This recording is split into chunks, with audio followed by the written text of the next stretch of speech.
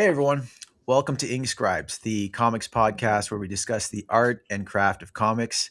I'm Colin Singh. I'm an aspiring comics artist, and I'm joined by my co-hosts Taylor Stauft, the creator of Scorpio Gold and Luke Zenith, and Erik Zawadzki, the artist on the critically acclaimed Assorted Crisis Events, which is out now monthly from Image Comics. Today, we got a very special episode. We're diving into the early career of the great Jason Pearson. Jason Pearson is another comics legend that was gone all too soon. He passed away in 2022. And we're going to be looking at a range of his work from DC and Image. Yeah, he's sorely missed. Sorely I think missed. he was, he is one of my favorite artists. I just love his line work so much. I love his inking, and So in previous episodes we looked at the three style phases of Jason Pearson, and we also had an episode where we looked at Gaijin Studios overall. And we talked a bit about Jason Pearson in that. So I recommend viewers check out those episodes if they haven't already. But with this episode, we're looking at the first part of Jason Pearson's career, and all the work he did prior to Body Bags. Right on. Even though he's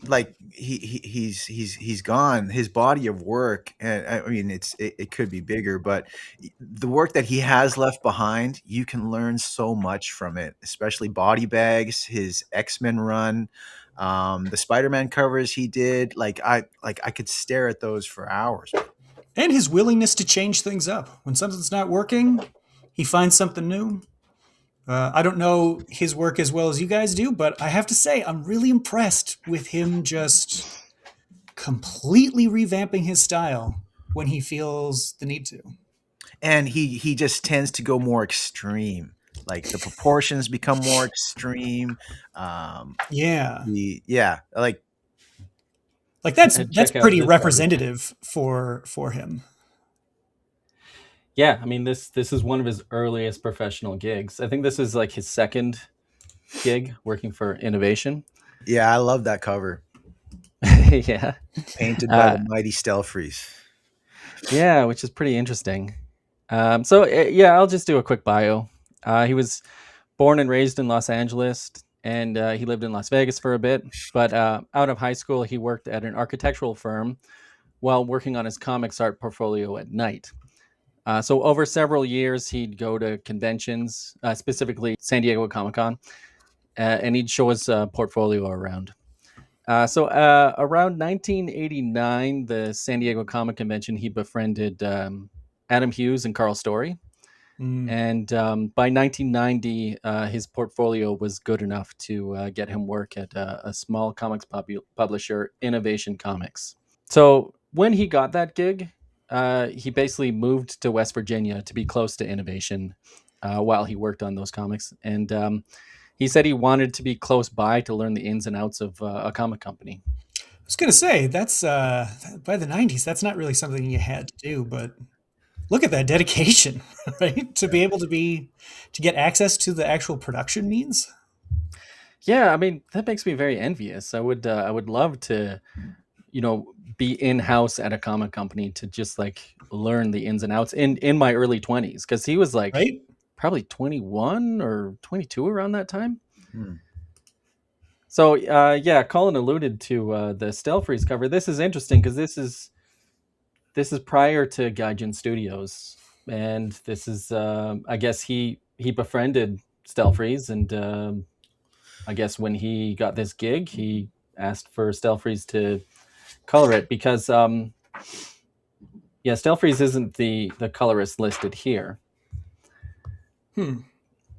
But just as a little context for the time, at around the time when this comic was coming out, the Barry Windsor Smith Weapon X Marvel Comics Presents issues were on the stands. I think on this exact day, so this is July 1991. So then that's the cover date, not the actual date that came out, but the same cover dates around that time were like Todd McFarlane's Spider-Man number 12, Marc Silvestri's Wolverine 41-42, Jim Lee had just exited Uncanny X-Men, so this was just prior to X-Men #1, and Liefeld had left New Mutants, so this is like 1 month before X-Force #1. So to give context about like where this comic is there, you can see the 90s all over this page, right?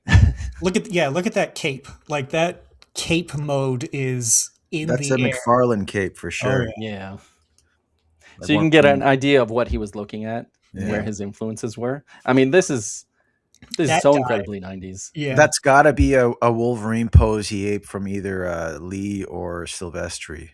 You know, weirdly, it also reminds me of Raph in the Ninja Turtles. Check out our Ninja Turtles episode Yes. with Louis Joyce, and but yeah, it's such a iconic '90s. It's pose. iconic. Yeah. Yeah, And this doesn't look like Jason Pearson's art at all. This looks like a 20-year-old looking at the image crew. Yeah, I mean, you get this is a very 90s thing to have this the saliva in between the teeth, yeah. which I mean didn't originate with the 90s guys. A fun fact, that saliva thing was first started by Golden Age comic artist Lou Fine. I think he's credited with being the first comic artist to draw a line of saliva running between the upper and lower teeth. And I found this out on Wikipedia, but it said that device is commonly associated with Kirby as well. Which, I mean, that's on Wikipedia, so take that with a grain of salt. But were you guys aware of that? No, I can't even think of who that would be. Maybe Orion would do that, but Yeah.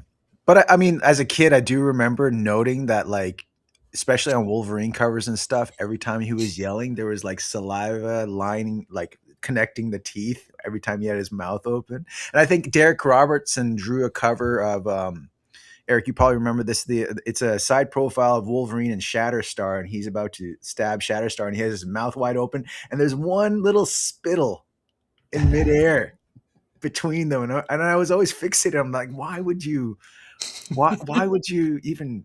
Why did I make? Yeah, yeah. I think it That's- kind of that's all you goes have to to, say. it goes to kind of a rabidness, like it's suggesting rabidness and rage. but also Yeah, you're gonna and lose your 90s was all voice. about You're cool. yelling all the time. Yeah. Not with mutant superpowers. you mean. So in this write-up, he's credited as J. Trent Pearson, and actually later on in this, if we go to Trent Pearson for 2 comics here, yeah, J. Trent Pearson for Hero Alliance Quarterly #1, and Well, he's got two very 90s boys' names. Jason and Trent, just the coolest characters are named either of those. oh yeah, so both these comics, J. Trent Pearson and J. Trent Pearson. So I guess his 2 comics came out in the same month, which this is his second credited comic. His first one, we can see that comic's his first cover, this is a George Perez cover. Oh, nice. But yeah, this is a common trope with Jason Pearson stuff. It's very sexualized, so there's which you can tell by the cover too. But yeah, he loved drawing the ladies. But yeah, in a way that's like, this is fun, rather than I feel weird about this. Well, I don't know, like I don't want to be critique stuff too much, but like mixing sex and violence is not generally advisable, and there's a lot of that here. But That's yeah, what the '90s comics were about, though. Yeah, Everything was cartoonish extreme, violence. right? At first I was, yeah. Well, we'll talk about it eventually when we get to body bags, but yeah. Now this is a thing. When I was younger, I can't explain it. I just know that when I saw the way he drew pants, the way he drew clothing in general, specifically this comic, I just remember being so impressed by the clothing in this and thinking to myself, I want to be able to draw clothing this good. yeah, he does draping and folding and pooling. But also the blacks on leather, and just if someone's wearing a black T-shirt, like the way he decides when to just black it all out or to just throw in some light on it. It's yeah. But I think for me, it really stood out because the 90s isn't really known for excellent drawing of clothing. That's true. Like usually it's just sort of like muscles, and then you put lines around the little wrist, little and seams in the Yeah. armpit. Yeah. little stretch seams in the armpits. But it's interesting to look at this, like his very second published work, and to see how good he is at drawing clothing this early on. Yeah, I mean, I'm really impressed by the whole thing. Like, if this had remained his style, I think he still would have been notable as an artist, right? Like, this is his second issue ever.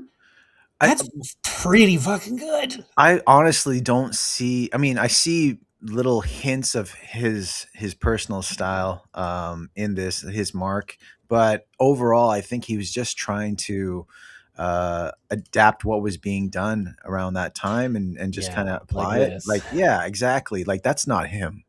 You know, a lot of this is not him. You know. Yeah. Well, from there, actually,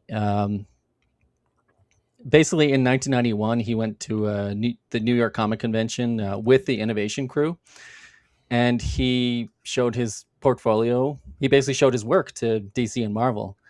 And most of the information I have for this episode about Pearson's career came from an interview he did for this podcast called Sidebar, which is a fun interview, and I recommend people check it out. Yeah, I love that. Those guys. Yeah, in that interview, Pearson talks about how the Innovation editors were nervous about him showing his portfolio around. They probably knew he was good enough to jump ship and go on to bigger and better things. And that would be a correct assumption, because DC liked what they saw. And so he got a couple of gigs from there. He did a bunch of pinups for Who's Who of the DCU, and he drew a Starman comic. And that Starman comic had layouts from Keith Giffen. So this was where Keith Giffen became a mentor, which it's pre James Robinson's Starman. Just to let people know. Okay. Yeah, like 1990, 1991 Starman. Man, the thing too about him jumping from like a smaller publisher to a larger one is, I gotta imagine that his abilities just jump by magnitudes, just because at a smaller publisher you're lucky to get Jason Pearson as is, but at DC they've got Keith Giffen, and they're not going to hold back when it comes to here's what's wrong, here's what you need to fix. Actually, it's really interesting you're saying that, because I was saving it for when we looked at Legion. But if you compare Hero to this, especially the final page of Hero, can you actually, Erik, can you just throw up the final page of Hero where he discovers he killed a guy? Right there, that final panel. Look at the composition of that panel. Like, it's so not interesting. It's so not like, would you actually end a comic with a panel like that?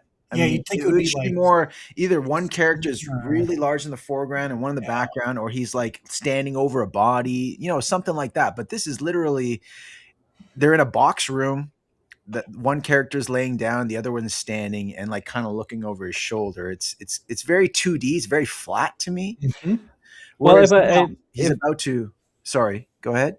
And that's a good note. But if I were to guess, like if you look at these early pages, it looks like he's like looking to impress and putting his all into these pages, and then you quickly see he's running out of steam. Like he didn't give himself enough time to. No, all like things get a little more sparse. Definitely. And so that might be part of it. It might be part of it, but also this composition, this panel layout or page layout came from him. No one did any of, like, now he's about to go to Keith Giffen's layouts, right? So he's about to, learn a lot more from here.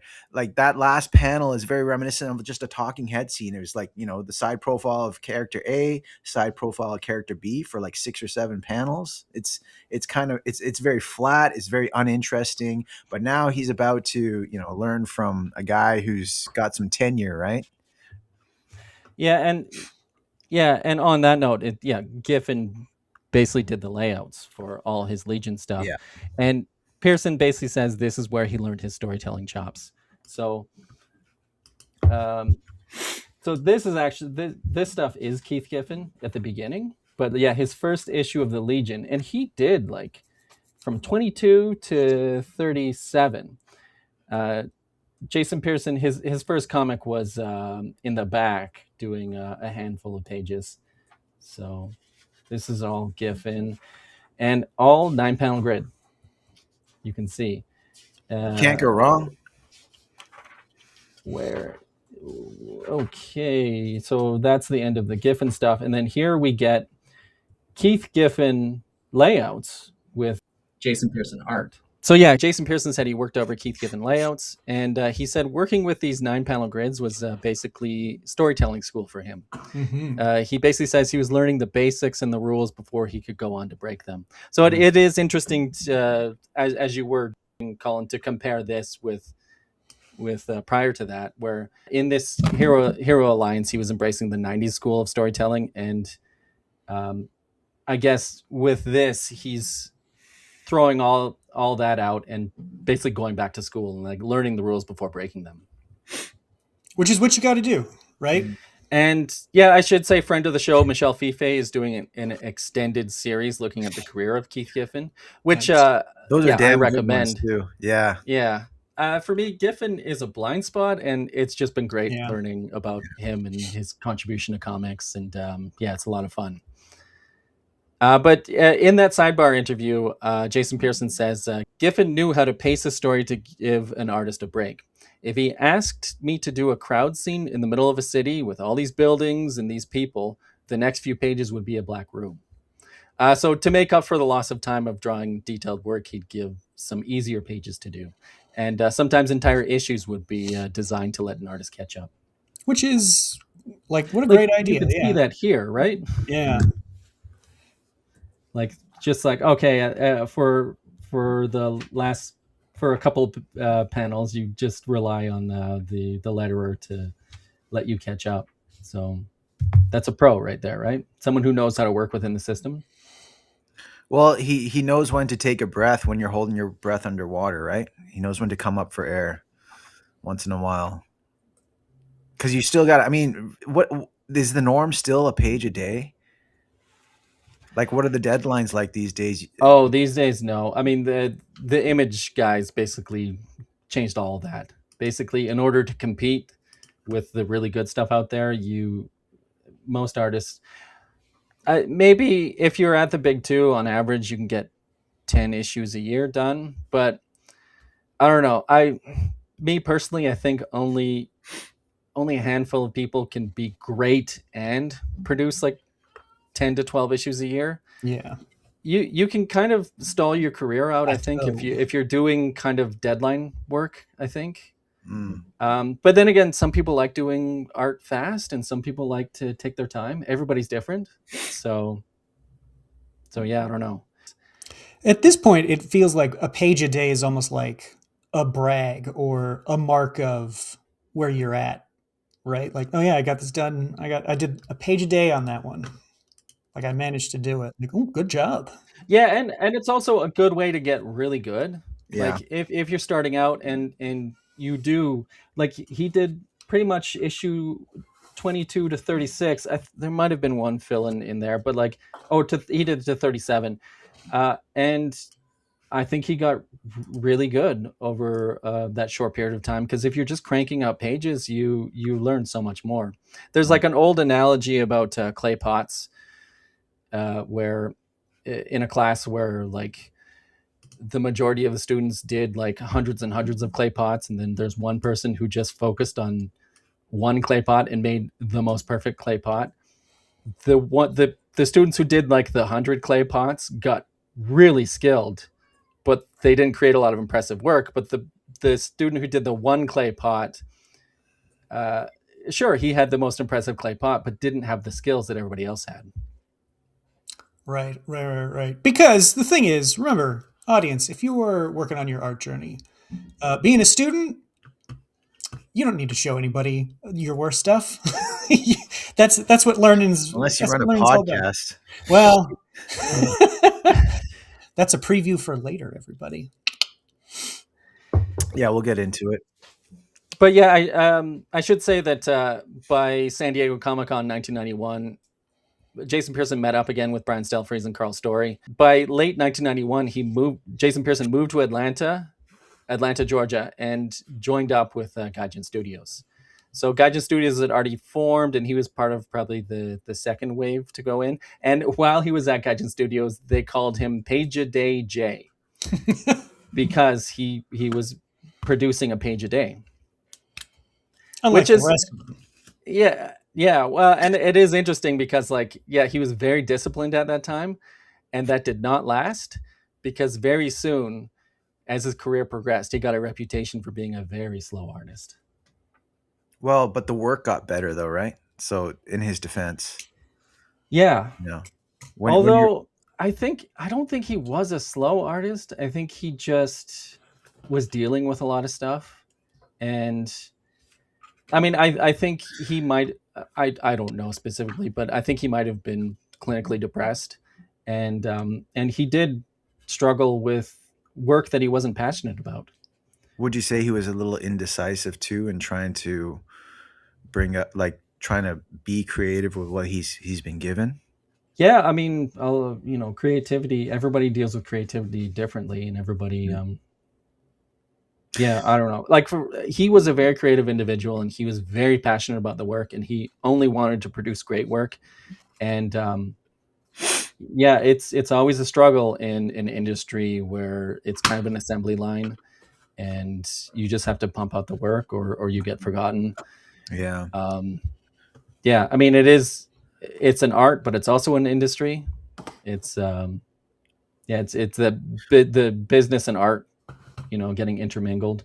And I think he was more on the art side of things. Yeah, I mean, I was saving it for when we get into the Witchblade fill-in that he did, but I think that in some cases he's underutilized.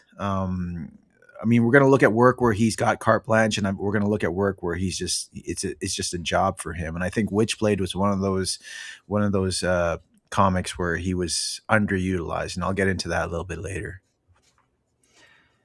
So I mean, this work is interesting.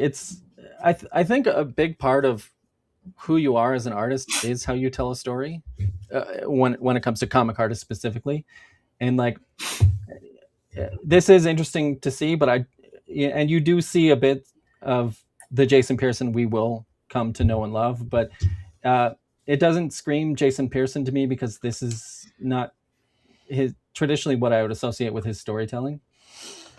Yeah, it is pretty. It's really working off of the rhythm that you get with a 9x9 or a 3x3 grid, which is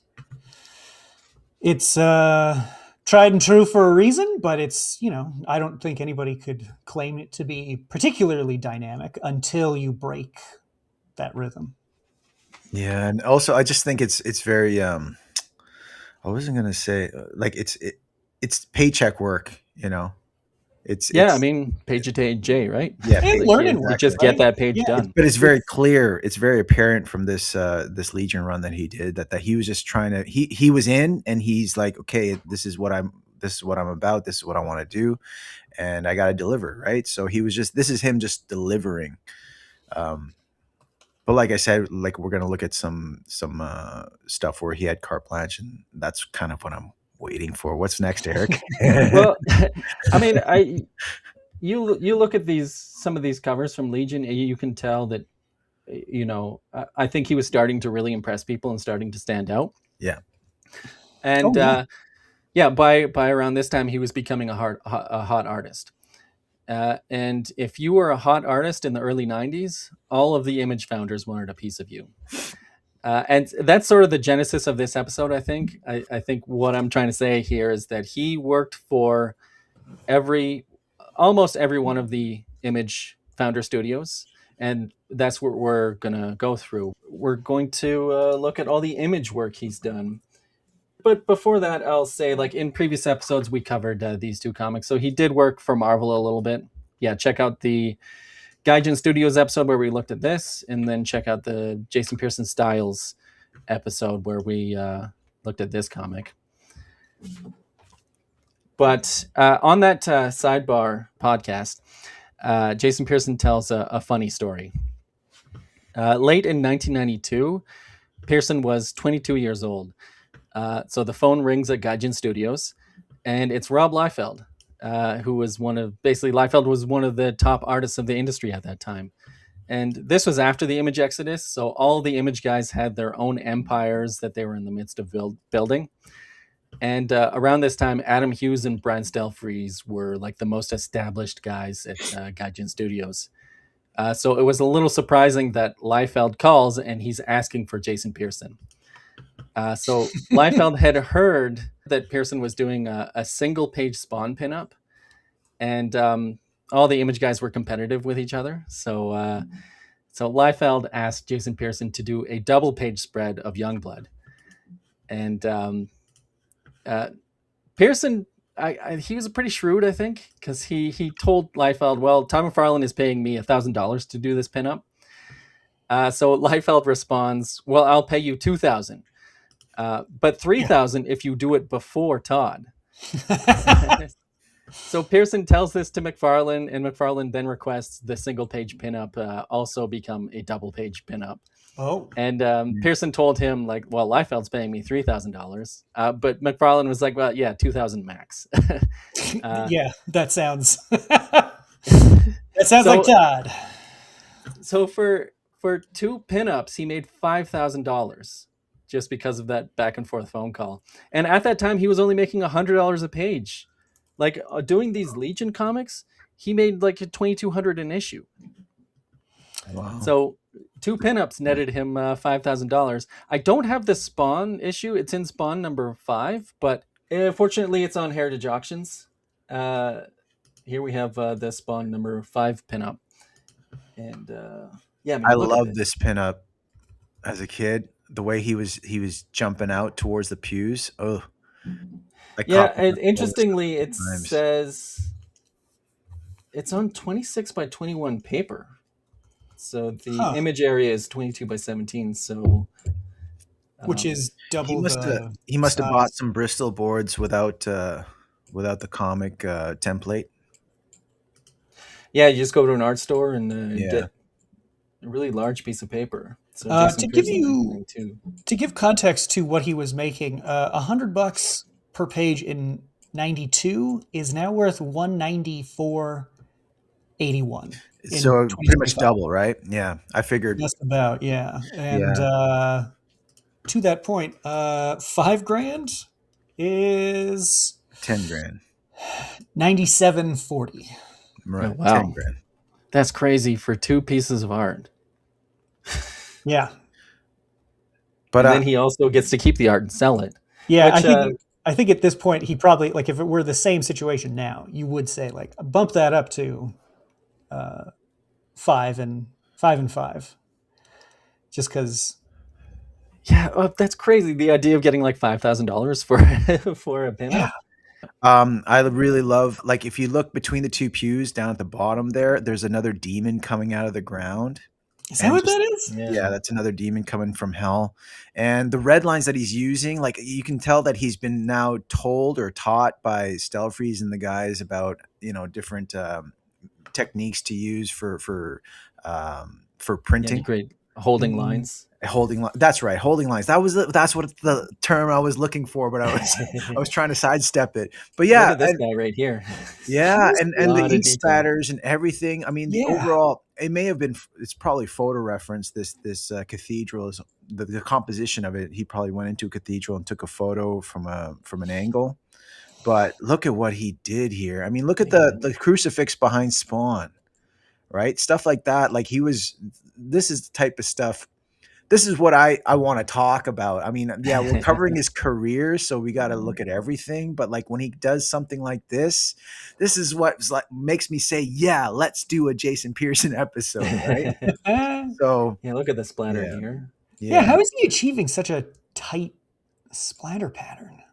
Must be. Well, I should say that he learned how to ink from Carl Story.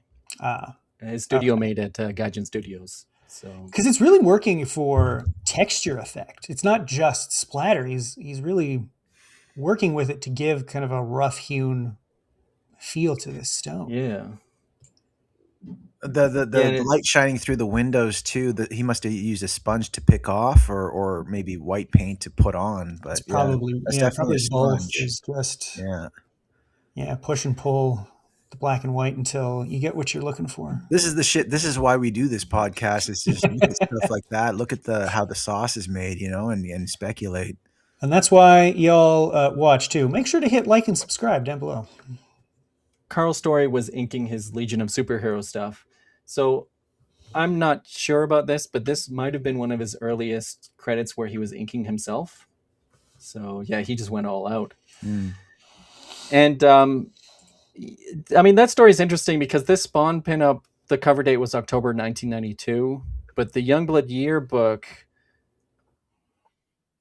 is July 1993. So, I mean, yeah, I don't know why there was this competition to be ahead of everybody else, but at Image, they would solicit a book and it would be late by 2 or 3 months. So maybe this was solicited around the same time as that Spawn comic, but it just took a while. Well, this is also an era where they need to keep going, and all of them are past the debut of their number one, right? Because number one's huge sales, but sales dip as you go. Look at that. Yeah, this is amazing. Yeah, that's real fun. So I didn't actually look at this before we started shooting, but my drawing that I did for this, I've done bullet speed lines just like that.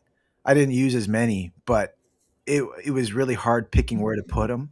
So I can tell that with this, he must have, not that he would have agonized, but like, you do have to kind of be really careful with stuff like this, especially with figures involved. Yeah, to not create a mess. yeah, to not create a mess, right? But yeah, I mean, it's so action-packed. Like, this is... Like, when you get an assignment... brunt. You see Badrock taking the it's brunt? Like, so well thought out, right? Yeah. And then one or two get through, and Shaft's dodging them, Vogue's dodging them, stylishly. This is like in the 90s, you get a job offer from like Todd McFarlane or like a pinup offer from Todd McFarlane or Rob Liefeld. This is what is expected of you. Like you want to wow people like this. This is amazing. This is why the 90s are the best age. you think the 90s are the best age? I don't know. Okay, the 90s may not be. I think the 80s actually are the best age. Yeah, I was like, I thought you were more. But the 90s, like this is that Michael Bay, that era, right? They do really capture what is fun and bombastic about comics. It really is you can do anything. There are no rules here. Yeah, I wish I could see the original art. Like, I'd imagine he created the shadow effect probably with that red line. You think you can find it? Pinup? It's not at Heritage, so if I do find it, it's probably not going to be very high quality. Yeah. Okay. But it might be up at Comic Art Fans. Yeah. But for $5,000, what he made off these two pinups, can you see that he must have done these two with a smile on his face, and he put all his heart and soul just into it? Because I noticed on the Spawn pinup as well, Spawn's leaping off the podium at the front there, and there's a shadow cast on the podium. Do you think he put that shadow cast on there at first? No, he must have looked at it for a long time, maybe showed it to Stelfreeze and the other guys, and they're like, yeah, you should cast a shadow right here. And then he goes back and puts it in. And that stuff makes it, And that's another good point, is like when you're in a studio with other artists, that's when you improve so much. Just the competitiveness about it, and just being able to show people art and get the commentary, and to see the art everybody else is creating and get inspired and learn from their influences. Yeah, it's just it's a lot of guys being dudes about comic art, and sometimes that's competitive, sometimes it's supportive, but you're right, you get so much out of, like, no, why don't you like tip the camera up? Nice, you found it, my boy. Yet. So what is that?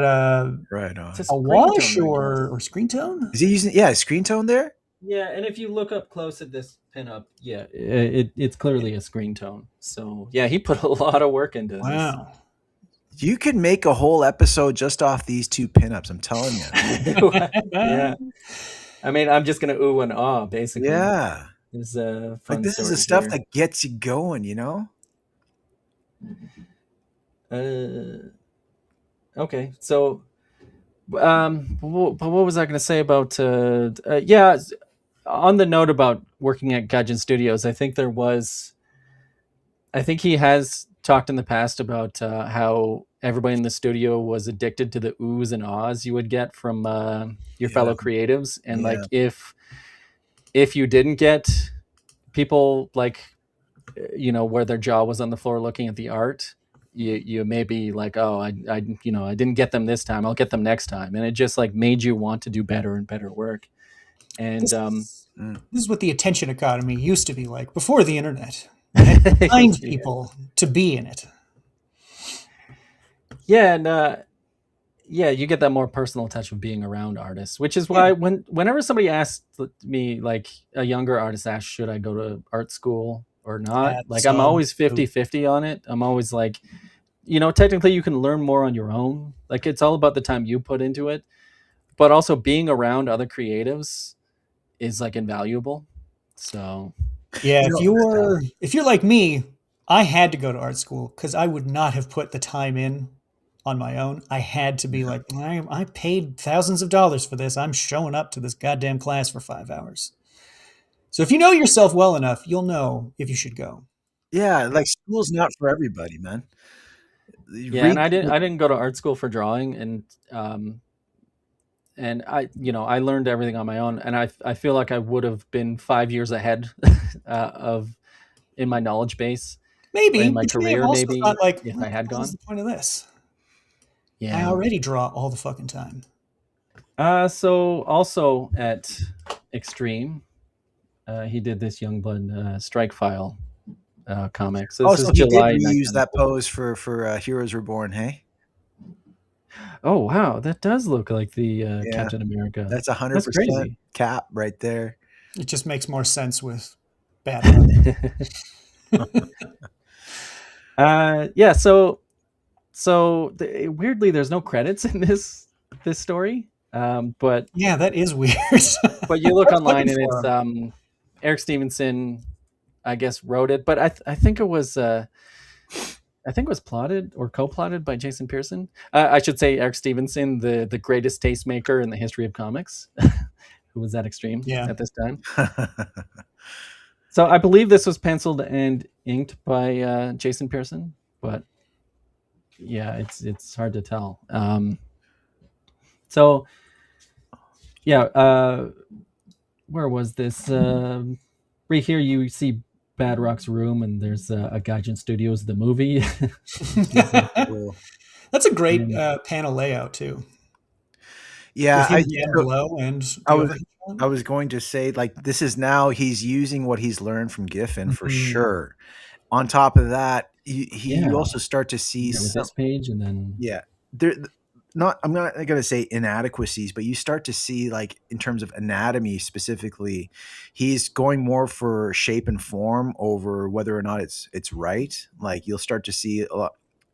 There's certain drawing techniques you can use, like the tubes or cylinder and cube techniques, where you can just kind of occupy space with that. And you can tell that, like, sometimes the bicep and the tricep may not be defined because he's kind of like, I don't know how this goes. So make it look like an arm. It does. He's going to make it look like a person rather than making sure it's anatomically accurate, right? Yeah, because we've talked about this before. Like, don't sacrifice technical precision for like, don't let that get in the way of the emotionality of the scene, which can be anything from like quiet, poignant, sad moments to this is fucking rad, right? Yeah. Never let that get in the way of how it feels to read this book. Yeah, it's a good point. Yeah, because you do see the mix of the the image style, basically. Well, I mean, I don't know if this is the image style of storytelling, but yeah, I mean, you get the breaking of the panel borders and like the sort of anchor image style of storytelling, and then you get the 9-panel or 6-panel grid, very inspired by, clearly taken from his learning from his mentor, Keith Giffen. But it also works really well for that scene, right? Where it's just supposed Yes, to be because this. it's a comedic scene, right? Yeah, like it's constant repetition. It's really locked in. Like it, Badrock is locked in this room. The page is locked into this design. It's And you and get so the rhythm of the acting yeah. and the reaction where I guess he's trying to make a deal with these guards who won't let him out, and then the reaction when they're not taking him up off it. So comedy requires a rhythm, and usually it works best when you get like a repetitive image, and then you get the action and reaction, right? Yeah. I should note that the Gaijin Studios movie is directed by John Woo. So which we will see coming up. Who was the man back in the 90s specifically, right? It wasn't just in comics, this 90s, so-called 90s era. The extreme era was not just in comics. It was in film, TV. Like, this is what people wanted, right? Well, yeah, and fast anime cars, fast was girls, right?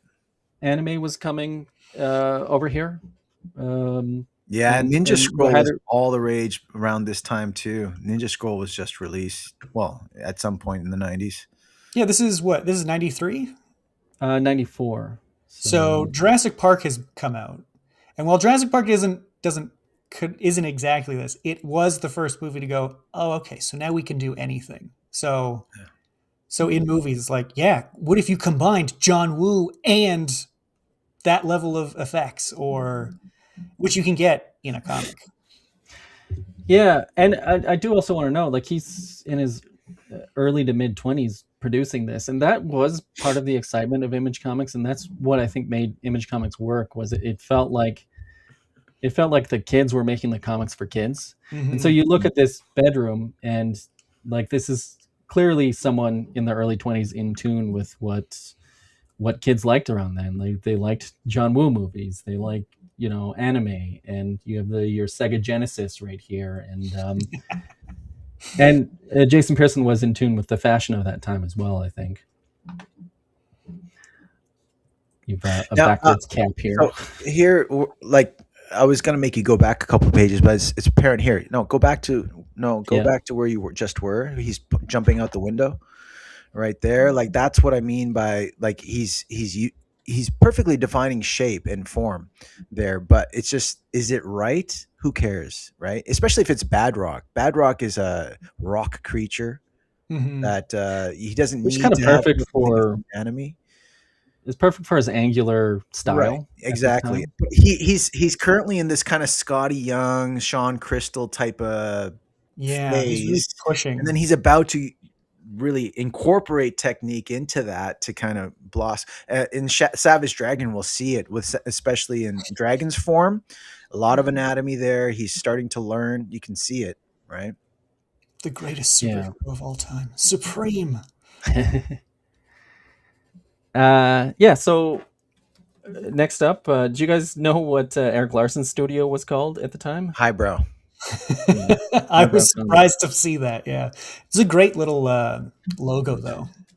Is it the same as the Legend logo? I don't quite remember. It's very similar. It is a head. It's not the Easter Island or the Rapa Nui head. Yeah, I guess it's. Where is it? Show. Can you? It's not on here actually, but I think it's. I think it's Erik Larson drawing a caricature of himself. Yeah, right there. Head. Giving himself a 5 head instead of a 4 head. Yeah, if you flip that's kind of like the Legend Studios logo, a little bit. Okay, so yeah, every image founder wanted a piece of him, so he ended up working for Erik Larson on Vanguard. So this is November 1993, so before that Youngblood Strikefile. So yeah, he did about 19 pages here. There's actually, if we look at this cover, there's an alternate version of the colors. Where is this? At the end here. Yeah. So that's always fun to see. Yeah, I like that type of stuff. What's up with Vanguard? Why is it why is he only in for issue 2? He's not in issue 3. Joe Oh, Madureira did issue 3. yeah, So they is it just changed up the tryout? artist every issue, which Okay. was, I think that was the intent of the series, I believe, just to have a cool new artist every issue. And yeah, that Joe Madureira issue is so cool. I love it so much. Yeah. You know, Joe Which I think Madureira, off topic. you have it, Taylor, right? I I have think I it saw too. you purchase it. Yeah.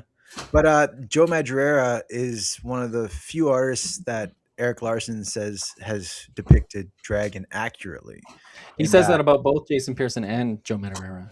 good. Like they got Yeah. the It's human legs and then a giant Dorito chip torso. Dorito. Right? Yeah, Yeah.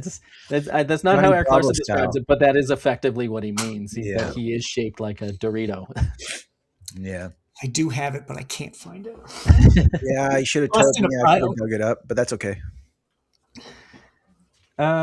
So yeah, I mentioned earlier that he was like in tune with the fashion of the time, and like I think that distinguished him from a lot of the artists around that time. Is the fashion. Everybody looked how a lot of the younger people were dressing that time. Yeah. You can also see on the right page. Now this is where he's starting to become himself, like especially in panel, what is that? 1, 2, 3, 4. Panel 5, the girl's face, the black girl. Yeah. How the features, like her eyes are now set into the skull. Everything's like the chin's tapered off really nicely and stuff like that. That's the Pearson that I know. He's starting to find himself here. Yeah, and you can see him embracing sort of an anime influence, which I think back then in the 90s they were calling it Japanimation. That's right. Yeah. I find the staging of this page interesting because you get a script, and I don't know. Actually, now that I think about it, around that time the artists at Image were very involved in the plot. So I don't know how much of the plot he was involved with, but at any rate, usually you get a script and there's a lot of problem solving. You get two people talking, and you have to find ways to stage them in a way where like the first person talking is the person on the left, and then the second person talking is the person on the right, and then maybe that changes with the second panel. Maybe the order of at any rate, that's one example of the problem solving involved. And I look at this and I see like in order to get her lying down on the couch and her sitting here looking at a helmet, you get interesting choices where she's sitting on a table, and it's like a very interesting way of showing these two people interacting, and I don't know, having them sitting in interesting ways and having them in the room in interesting ways while they have their back and forth.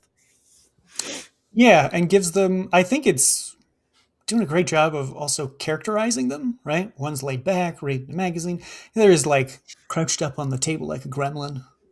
Like that's because the thing is, a teen girl in the 90s is the only person I can picture like climbing on top of a table to work on it. Yeah. You got to appreciate the acting as well, where Yeah. she's like, I guess she's nearsighted because the way she's looking at it through her glasses. Yeah. And then how she like takes her glasses off. So he's really thinking about the acting and using the props to as a way of showing off the acting, which is it looks like my dad trying to read something. Yeah, actually, Taylor, I don't know if you do this, but you kind of you don't lean back, but you'll just kind of tilt and like hold the paper a little bit. That I do that now too. I've found in the last 10 odd years, I've started doing that where I kind of hold it away from me and I kind of look at it. And these are little things to do to make the page more interesting and to add character to these people. Because like you get a page where it's just, two people talking, one's looking at a helmet and the other's just on a couch. You do these little things to make it interesting and to make them feel like real characters. So yeah, very impressive. I do want to talk about the line work on this though. Does it feel less crisp than you'd expect? Well, and we should say it's Carl Story inking. Okay. I'm not sure what it is, but there's almost like a squishiness to the line or something.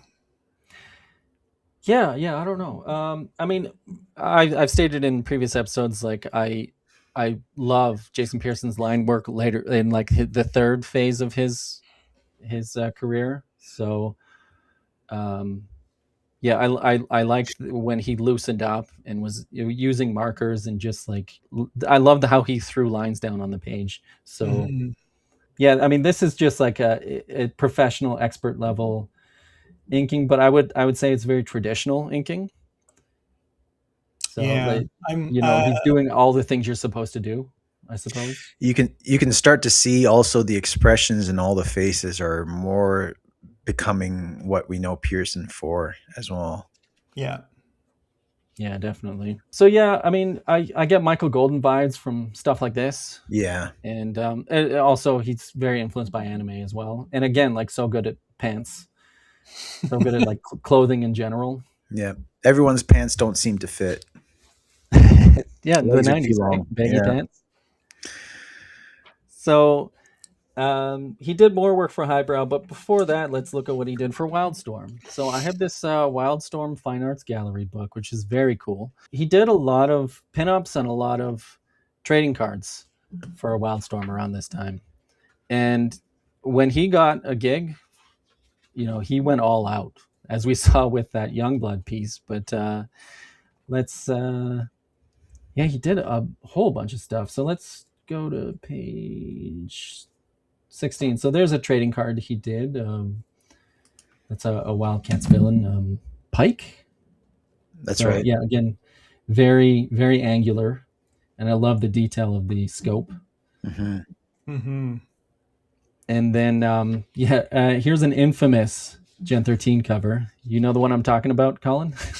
Yeah. The Janet Jackson parody. Yeah. So that was This one of the 13 Gen 13 #1 variants. this is one that I came across long before I knew anything about comics or comic book art. Yeah, I think it was pretty infamous, right? It sure Yeah. was. Yeah, it was everywhere on the internet. So The Bisley it's a cover. parody of the Rolling Stones Janet Jackson image. That's right. But the Bisley cover, like really, they had to just tell him you can do whatever you want. Just do a variant for our comic. You know? Yeah, it's very on brand for Bisley, this cover. But like you hired Simon Bisley, like I'd imagine Yeah. like Jim Lee knew great art. Yeah. And he's like, we're gonna hire Simon Bisley and we want a Simon Bisley cover, right? Yeah. But like I think with all the Gen 13 variants, that's what you got. Like, Arthur Adams like did a homage Giant to size. himself with this one. And yeah, I guess all those covers were great. Yeah. So next up we got I always thought it was comical that it's Grunge holding her boobs, and Grunge is twice her size, but you can only see his forearms there. Yeah. Wait, is he? Because she's supposed to be like 7 feet tall. Well, he's more wide than tall. Oh, Oh, but he's tall than short, wide, right? so, So, yeah. But you're right. Yeah, it The is rectangle and pretty funny. is two rectangles kind of yeah. perpendicular to each other. So next up there was That this was is a the nice Art one. of Wildstorm calendar 1997. Yeah. And This is I what he's love the starting to figure. This is where he's starting to get to, like his What he body is. paint era, or This is Pearson. This is Pearson in his truest form, I would say. yeah. Yeah. Well, yeah, and he loved drawing. He loved drawing boobs, and he loved drawing the female form. So Yeah, like Yeah. he's Even really we good. all do. intricate Hey, and detailed don't cap, with man. Well, I'm just saying that was part of his brand. Like I like drawing that, but it's not part of my brand. He's really got the hip dips going on too. Yeah. And he's able to do this really interesting thing where like he adds the very intricate detail, but also keeps it. It doesn't. I don't know. It doesn't take away from the softness, if you know what I mean. Yeah. Who colored that? I can't say. I mean, Wildstorm had an in-house coloring studio, so it was just like a team of colorists, Right. working on this stuff. I mean, that's how Laura Martin got her start. That's how a lot of Well, you see the depth that they add, especially with her body against the surfboard, and there's a shadow behind her. Like obviously he drew the shadow in, but it's really nicely done there. Where instead of just straight black, it's just a dark. And like Jason Pearson assisted quite a bit with like to put a rim light here because he's helpfully put so much thought into the lighting with the line work. Mm-hmm. It's fun to note that the elaborate design on the surfboard, which again, like he never hacked out a piece. He always put his all into it, even to the point where like you could just draw a surfboard, but no, he comes up with an entire cool design for it. There was a commission he did where he did like a tattoo design on one of the characters, and like you could barely see the design on the commission piece, but he put so much thought into the design that he gave like a supplementary piece of art to the commissioner as like, nice. Here's also the design, and just showcasing just how much thought he put into every piece. And that's one of the things that inspires me too, is it feels like he very rarely compromised. And that might have been why he had so much trouble in the industry, because in this industry, in order to make a living, you need to compromise quite a bit. But yeah, moving on. What else do we have? This is another example of like he's done so much work thinking about the lighting and done so much in the inks, modeled the form so well. Like, look at these legs. It's just just really impressive work. The inspiration for that pinup too, I would say. I mean, it's not that it's a reach, but Electra Lives Again. There's the colors and whatnot, especially. There's a scene in a morgue. In that's right. Is that what you're thinking of? That's what I'm thinking of. Yeah. Just like, and this is what I associate with Gaijin Studios, is this like great lighting. A perfect understanding of the human form, and and they were all horned dogs, or I believe, but they're all young guys. We've all and a lot of them, been 25. Yeah, and a lot of them had like a very angular style, which is very clear here. Which his later work isn't so angular, but no, it does seem to smooth out quite a bit, and then he kind of loses that as well. A lot of tapering, yeah. And then lastly, we have one more in here. Man, we gotta take a look at this book in its entirety in the future, because there's so much great. Oh wow! So here we have like him just going really cartoony with it. It's almost like he's I mean, it looks like it's if he was doing like in Gen 13 the cartoon, right? Yeah. You gotta love the posture of that security guard and the stupid heart lines. And just the acting of Grunge not liking this plan, flirting. But yeah, I skipped one. There's my favorite one, actually, is right here. Yeah, it's a good one. Was published in this comic, but I think this was cropped. So we'll take a look at this, and then actually let's. It's cropped a little bit on the top and bottom.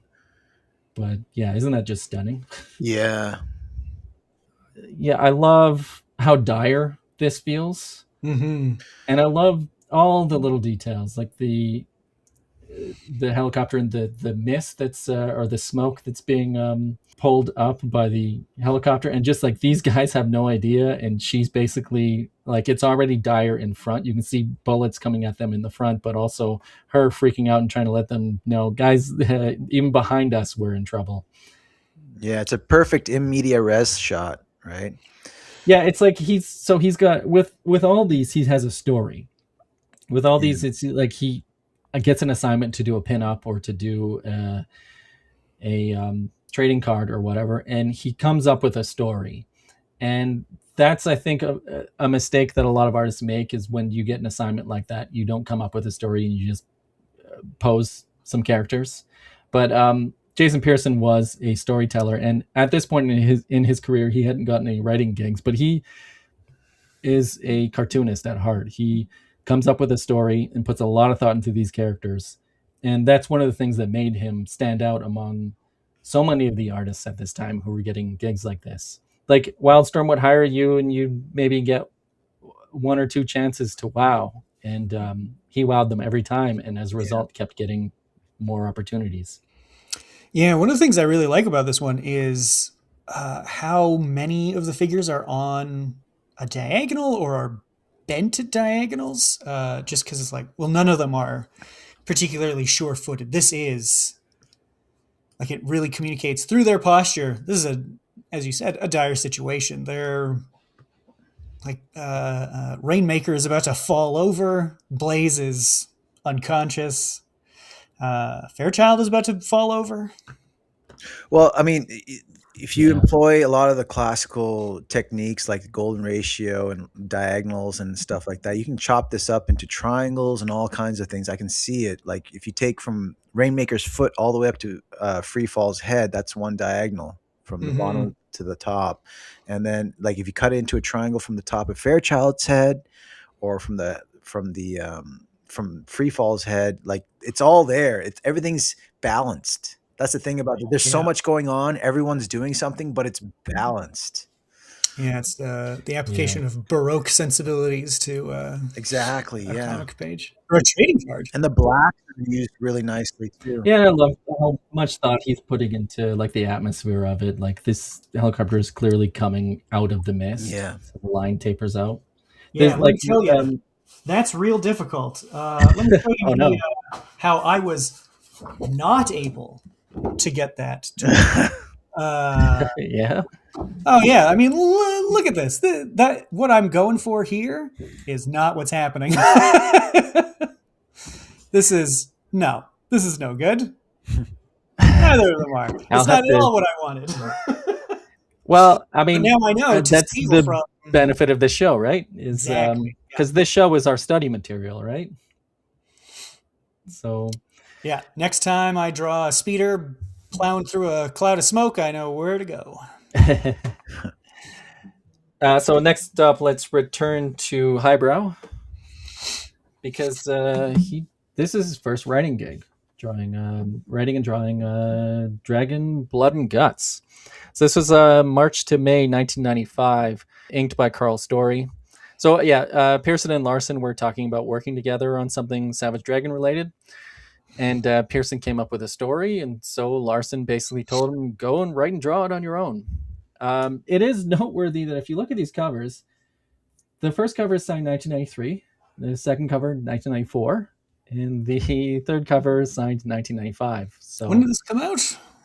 The cover date was March to May 1995. So Larson very responsibly waited till it was all done, but it seems like it took a long time to produce.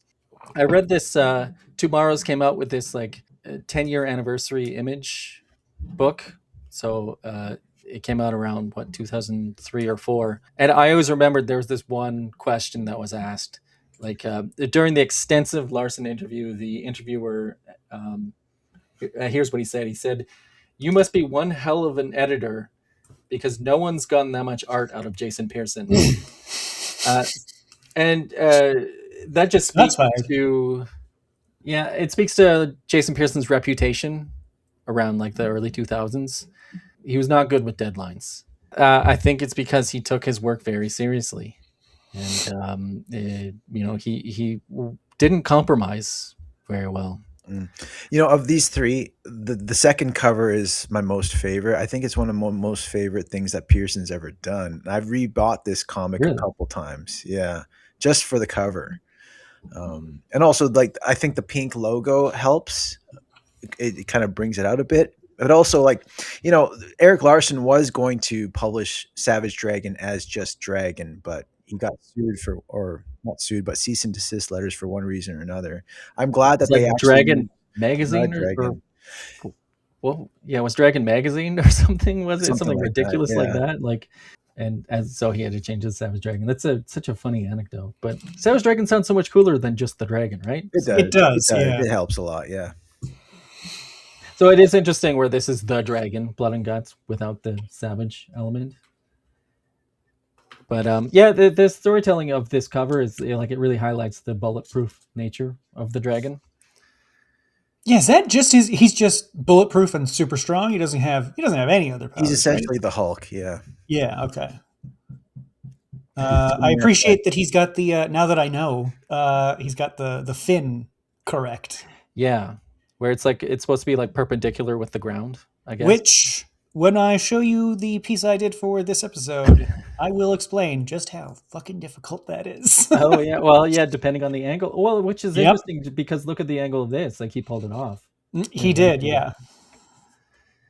So I always like to look at like whenever I look at comics, I look at the copyright. It's just some quirk of mine because you can learn things. You can learn about how cool a creator is if they're willing to share the copyright with someone, and how uncool I think some people are who aren't willing to share the copyright. But interestingly here, although he's getting paid to work on a Savage Dragon comic, Erik Larson lets Jason Pearson keep the rights to this villain. So it says Grip and all other related characters are copyright and trademark 1995 Jason Pearson. So that's kind of that's the ethos of Image, right? What you create, you own. Which I think like Liefeld followed that. Like a lot of Liefeld created most of the extreme stuff, but like sometimes somebody in the studio would create something and he would let you keep it. Yeah. Whereas we saw what happened with McFarlane and a bunch of stuff that other creators made. Yeah, and I mean it looks like in all the other studios nobody really got to keep.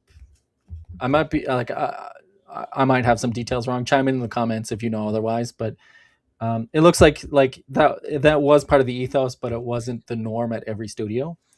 Yeah. Well, and sometimes like that ethos is like, right, for us, not for you. That's if you want to join Image, you own everything. But if you work for us, that's different. For some. Yeah, which is ironic considering how Image started. Yeah. They ended up creating their own big companies, but that's a conversation for another day. We're talking about this. So this is interesting. This is the first time someone is giving Jason Pearson an opportunity to write. And yeah, I don't know. What did you guys think of the writing for this comic? I didn't think anything of it. It's I wasn't invested in the writing at all. This is more, I mean, Jason Pearson is one of my favorite artists. He's not one of my favorite writers. It's perfectly serviceable writing. Yeah, it's it's not to say that it's bad. I'm not going to say that, but well, I might. It's completely secondary to me. I don't even think about it. Is what I'm saying. Well, I have a lot of critiques about the writing, and so did a lot of the people who mailed stuff in. I always appreciate when you get a mail column where like the editors are put the I don't know, hate mail as well, and because it's a good context for history when you look back at this stuff. It looks like it looks like Erik Larson, if Erik Larson was the one who put this together, put about 50-50 of the critics. Like you would get fan mail of people who said this sucked, and fan mail of people saying I love the writing.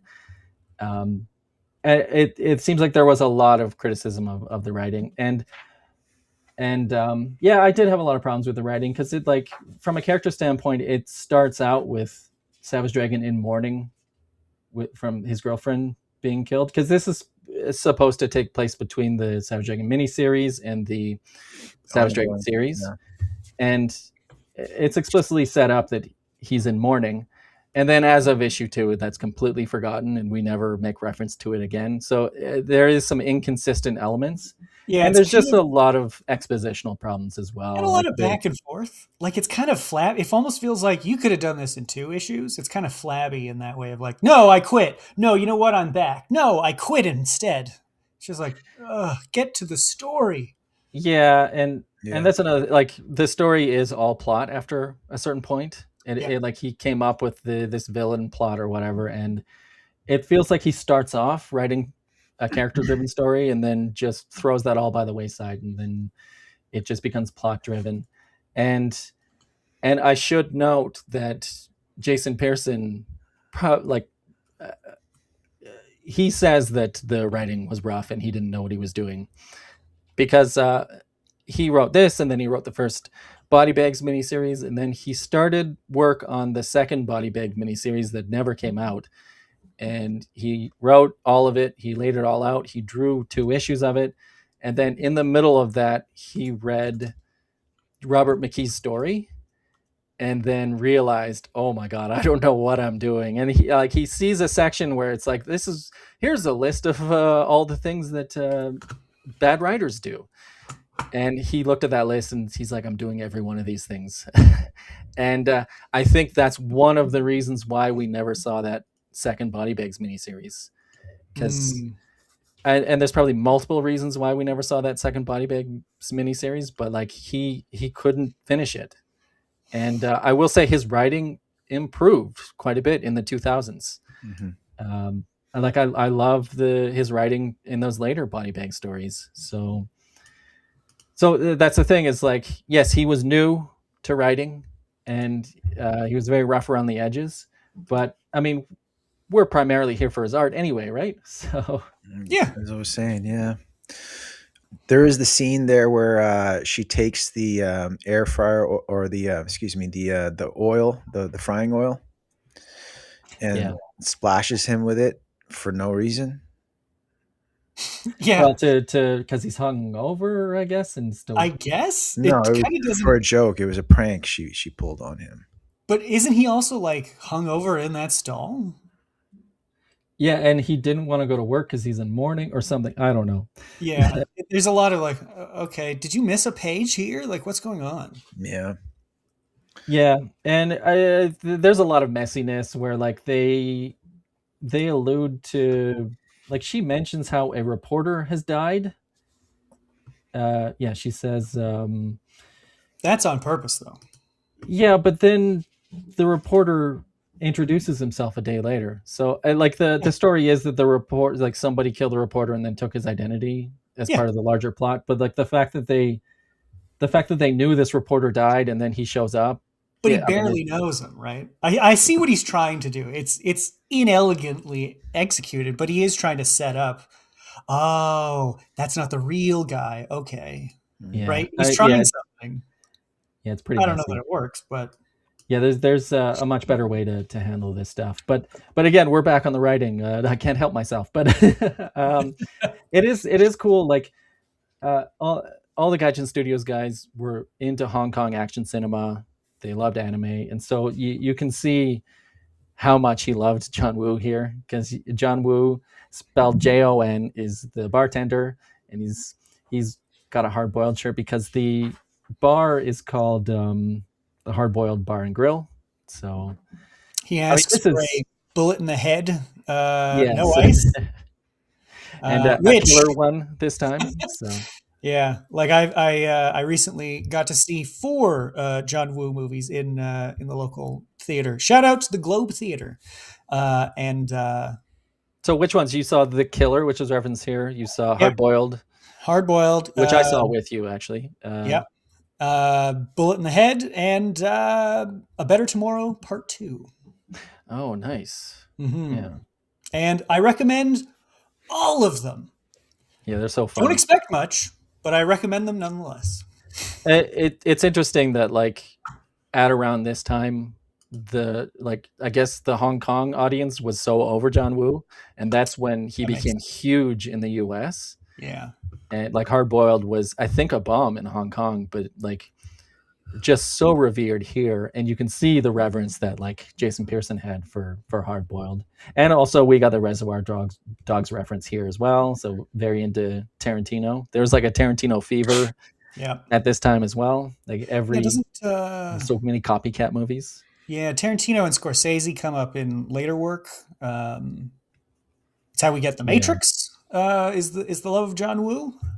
Oh yeah, and anime as well. So I guess like all the coolest artists around this time were influenced by Hong Kong cinema and anime. What's the deal with this short-haired character? Who is Alex? This? She's his partner, partner. Yeah, and you can tell that Jason Pearson took a liking to this character. because like she's very prominent in the series. Like she's obviously a supporting cast character in the Savage Dragon series, Larson but likes like her a lot too. but yeah, it seems like Jason Pearson really took a shine to her, and I like something something about Jason Pearson around this time was like he was tapping into something that like I guess the popular books of this time were very white, and and I think that's something that made Jason Pearson stand out was his stuff had like an urban quality to it, in the fashion, in the just with a lot of elements, and Well, yeah, it isn't Savage Dragon. It's set in Chicago, right? yeah, That's a super diverse city too. Yeah, like there's all kinds of people living there, and it should reflect that, right? Like the church scene. yeah, where you Yeah, get that mix of sex and violence that is so prominent in his work. yeah, but just like her skin tone is, I didn't read her as white. Yeah. Alex either. Yeah, it's you just see willing to make things more interesting looking than just kind of Betty and Veronica, Archie and Reggie. Yeah, and yeah. So another element that like makes Jason Pearson stand out among most of the Image artists at that time is just the fact that he didn't shy away from drawing cars, and the fact that like his cities looked like he consulted reference, and I mean it looked like all his settings were consulting reference and well thought out. Whereas a lot of the artists of that time weren't so interested in that, and yeah, like Erik Larson didn't like drawing vehicles. I think he went out of his way to not draw any, which he was very open about. Whereas Jason Pearson, this is something you don't get in the regular Savage Dragon comic. Is you get like a car chase, and you get motorcycles, and yeah, like this is not something you would get in a regular Savage Dragon comic, which is very cool because like this is more grounded action, like you would get in like an action movie, whereas like all the Image founders were doing like big bombastic superhero battles. Yeah, these are stuntmen versus CGI recreations. Yeah, and so you can tell why this would stand out at the time.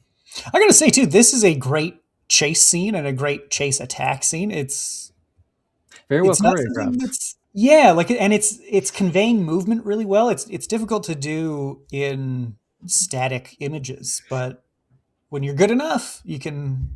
It's this and one of the Hawkeye issues that David Aja did. Yeah, Just like, yeah, this is a kinetic car chase made up of still images. I think Bad Boys came out around this time too. sorry. Yeah, Bad Boys. It came out. Yeah, 95. 95. Yeah. So like that had to have been an influence.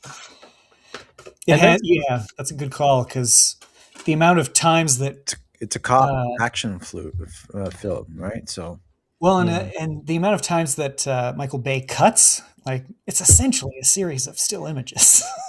Yeah, actually, that's a good point. I think like it's known that like he has more cuts than any other movie. It's like every 2 point something seconds he cuts. But that like adds to the adrenaline quality to it. Like that's very intentional, right? Yeah, even in a conversation. Yeah. It's the sort of thing that other directors, more classy directors, watch and say, I need to figure out how to do that. Like the way he cuts. And I've seen some people criticize it, basically saying, "Well, you don't trust the actors," because like, which I don't buy that criticism at all. But I've seen like to hold on an actor is to trust them to like deliver the scene. But like the criticism of just like, well, if you cut away, then you don't give the actor the opportunity, and maybe you just don't trust them. But yeah, I don't know. There's a lot of criticisms of Michael Bay. He's not my favorite, but he is definitely an auteur. Like he's something you can't take away from him. He knows his stuff. How he uses it may not be your particular flavor, but he knows how to do it. I like Michael Bay. Yeah, Yeah, he's got some great stuff. And I don't care who knows it. I mean, the Rock. Take I that. stand by. I Yeah, stand The by. Someone. Rock. The Rock Exactly. is I was about to say The Rock. amazing. Yeah. Yeah, I love Pain and Gain. It's a great movie. Pain and Gain is Pain and great. Gain is Yeah. great. Yeah. Pain and Gain. You know, that's my vibe. That's my scene right there. So. Yeah. So yeah, this is something I associate with the Gaijin Studios guys. Is a well choreographed action, like not just like you get a lot of action in comics that is, I wouldn't say choreographed. It's just like you get a punch and then somebody falling back, but like putting the time into figuring out how an action scene is going to play out in an intricate way is not something that most artists have time for, and not something that most artists do. But whenever Well, you get an artist doing it, I always sit up and have to respect it.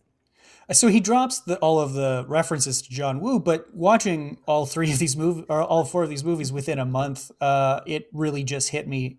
Like, he must be pulling on John Woo and his choreography, because the guy never allows you to be confused about the space you're in and how the camera is moving and where characters are. It seems chaotic, but it's not. It's frenetic.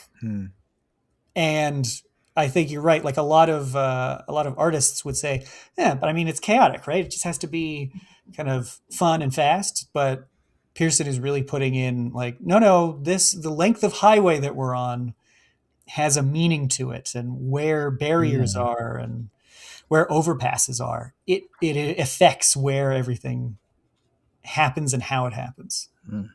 And you can see why the artists of this time would love John Woo so much, because there is a ridiculous comic booky kind of quality to John Woo, whereas like in more traditional like American action movies, like somebody gets shot, they're done. But like in John Woo movies, people get shot all the time and they just keep going. They just keep going. So here, you can see like a lot of opinions in the letter page here, and Erik Larson actually in like this write up, he basically says that like Erik Larson finds it difficult when other artists and writers tackle Dragon, which is natural. It's his like something he created from when he was a kid and something he's lived with for so long. And he says that like Jason Pearson got a lot of the visual elements right, but the dragon's doing stuff that like Erik Larson wouldn't have the dragon doing stuff like that.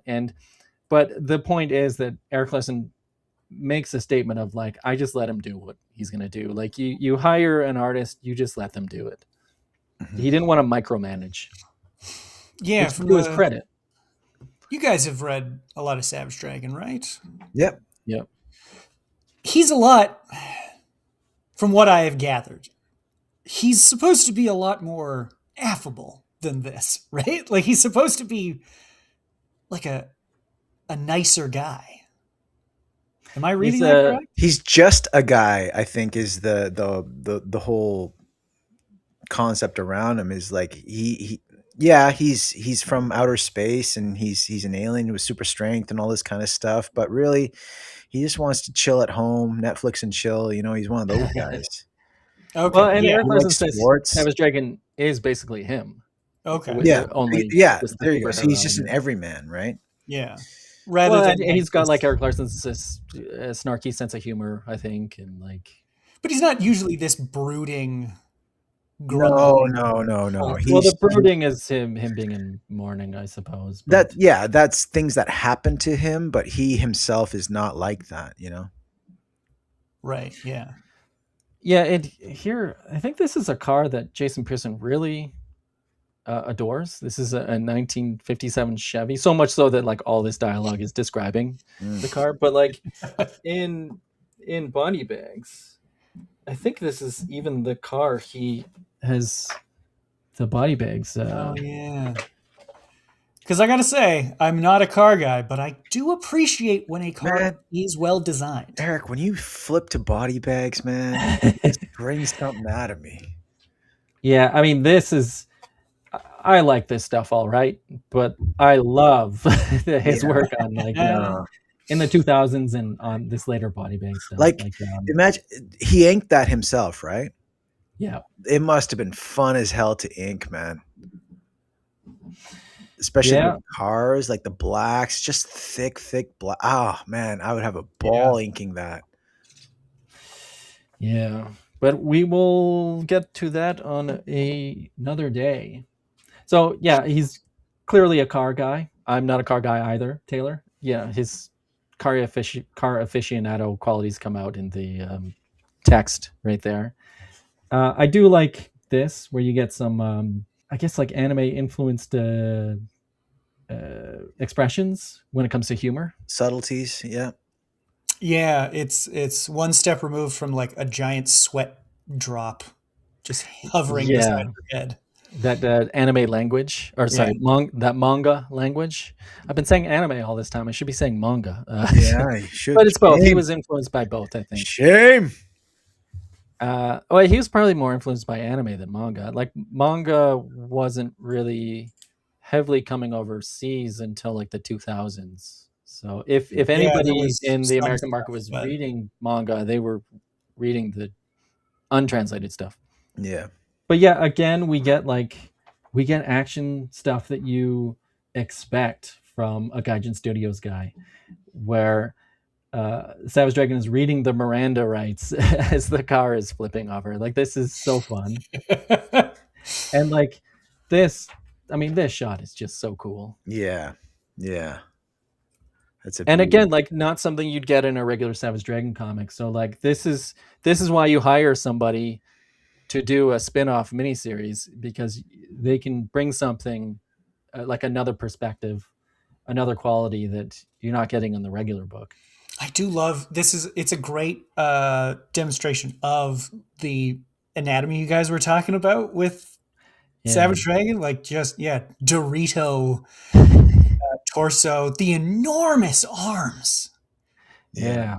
And just like regular guy legs, just human legs dangling behind him. You gotta appreciate the regular quality to the fashion.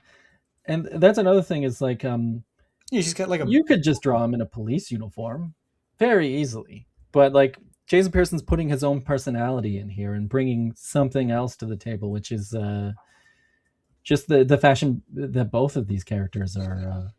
This baseball jacket. Yeah, it's just very, very That's cool. that lends itself a lot to the brilliance of Dragon's design overall. Like, it's a green-skinned giant Hulk in regular clothing or a police uniform. Like, he's very malleable to our so-called real world. You know, he's the only thing out of place. You know. Well, and like the only thing about him that's out of place. Like, because in a comic universe, you could conceivably have, like, the villain is about his size as well. It's the fin and the skin tone that's most notable. Although I did want to bring up, is he reptilian? No. Okay, because he's got like the stubble all the time and the hair on his arms. Yeah, he's what's going on here? Well, much like Superman's from Krypton, but he looks exactly human. He's got a hairy chest and he has to shave and that kind of thing. Like, Dragon's much the same. Okay. Dragon's fin. I don't want to speak for Larson, but he's got that aesthetic that he is formidable, but he's just an everyman. He's just trying to just get on with his life, kind of thing. Yeah. It's he and Hellboy, I think, have that in common. Of just I know I look weird. No, I just want to relax in front of the TV. Yeah. I don't know what it is, but I get like a Executioner vibe from which both Grip and Executioner were designed by Jason Pearson. But I look at this and I just see Executioner. Who colored that X-Men comic? One of the similar shapes. Who did color it?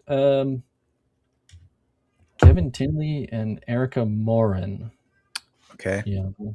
But this is more traditional coloring, I think, using color guides, and although this was probably using color guides as well, but this is very explicitly digital coloring on glossy paper, whereas this is this also looks digital, but I'm not sure. Man, you're gonna make me want to dig into that one. Just put it away. Come on. Yeah, it's a very cool comic, that one. He draws one of the best storms.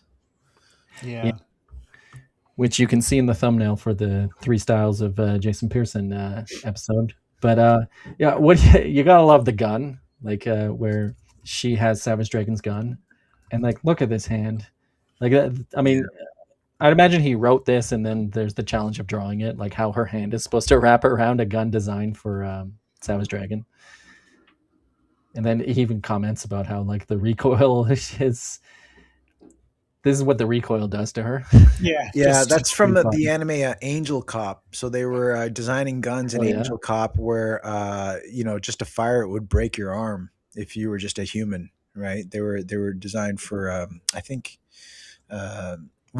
genetically enhanced peoples, right? And Angel Cop has to eventually use one, and she almost breaks her arm. So. It's pretty fun, and again, like you get the Keith Giffen storytelling. He like I wouldn't say this is Keith Giffen storytelling, but like his mentor taught him more skills beyond like the image style of storytelling, and you can see that evident here. Yeah, where he is like breaking things up, and he's not afraid to do a little bit of extra paneling to sell a moment. And then you get the 90s bombast as well. He does really he's very well rounded. Explosions. That was something. Thank God you came to this page, because that was something I wanted to bring up. Is that because again, like I said in the last episode, like I really want to incorporate a giant explosion in one of my stories, and I want it to be like not the destruction of everything, but I want it to be very subdued. And these billows of fire and things that he does it's like. It's got that anime vibe. I'm looking at a lot of anime and see how they do it, and this is how they do it, Yeah. Now, I will say that as artists, we are the sum of our influences, and so there's a lot of stealing involved. Like every one of us has like we pick a little bit of style quirks and like how an artist does this and how an artist does that, and we put it into our own work. And there's something about when Jason Pearson draws someone crying that I don't know, stolen, I guess. Not particular this, but it's very similar to this. In this X-Men comic, I don't know what it is, but like, I just love how he displays tears. And now, if you ever see a comic that I've done and somebody's crying, you'll see elements of this that I have stolen. There's a nice one in Body Bags number 4 too. Yeah. I don't know. Pen tells back there that her mother's dead. Right. Oh yeah. So yeah, very cool to see that. And so I did find it interesting in I mean, this is fun. It's just all the acting is fun. I like this last panel, but I was going to say that like in the latter page here. Oh, this is interesting. I didn't see this before, but for Youngblood Strikefile number 6. Jason Pearson did that one story for number 5, and there was a cliffhanger. But it says here Jason did uncredited layouts for number 6. Another artist did finished pencils. I'm not sure what the reason is. Most likely it was because of the scheduling. That's the problem with being slow and meticulous. So yeah, I did find that interesting that he like plotted out a story that had a cliffhanger and then didn't finish it. So that's interesting to know. Uncredited, because again, there was no credit page, I guess, on the second issue as well. Yeah. Okay, maybe was it mentioned in the second? Okay, so in issue 2, Erik Larson says Jason is hard at work on Body Bags, a series that he's hoping to launch later this year for an undetermined publisher. And he says, for the record, we'd publish it in a heartbeat. Which is interesting because in that sidebar interview, he talks a bit about that. He said the Gaijin Studios crew proposed an anthology series called Ground Zero.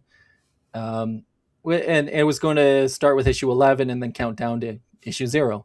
And it was an anthology series where all the Gaijin Studios crew were involved. It would be like 7 pages per story. And every one of the Gaijin Studios crew would get like 7 pages, and they'd switch it up each issue, I guess. Like every, you'd get 3 different stories that would be continuing until the countdown. But Image rejected it. Yeah.